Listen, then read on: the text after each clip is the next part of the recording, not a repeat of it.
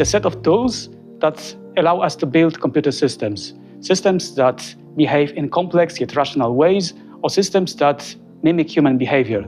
And it's not always the same thing.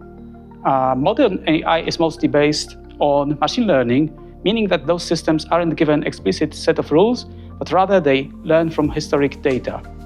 Much like a child learns to recognize shapes or animals by looking at them over and over again.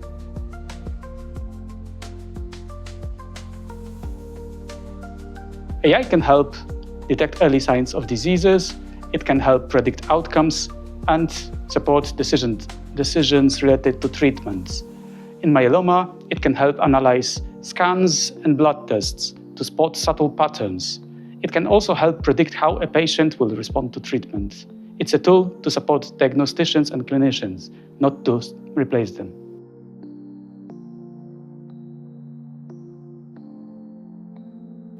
AI is great at analyzing large datasets efficiently. It can spot patterns hidden to humans and help make us better decisions.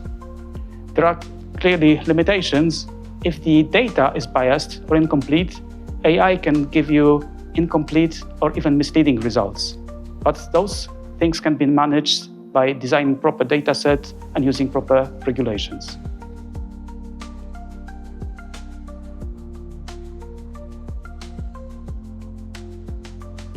Yes, there are risks. So first of all, this data bias problem. So biased data leads to biased AI. Second, over-reliance on AI might be dangerous. So human specialists should trust their own judgment and use AI as a support tool, not as their replacement.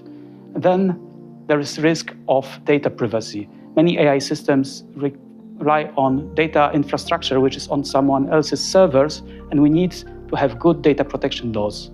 So these risks can be managed with proper clinical oversight and with proper regulations and laws.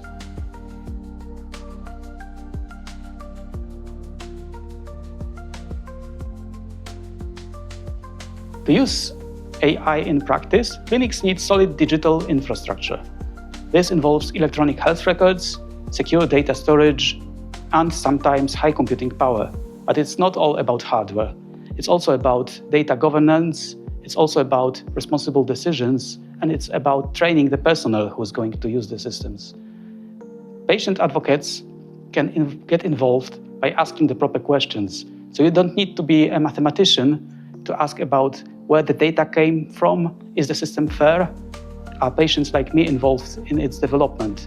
And who's to take the responsibility if something goes wrong?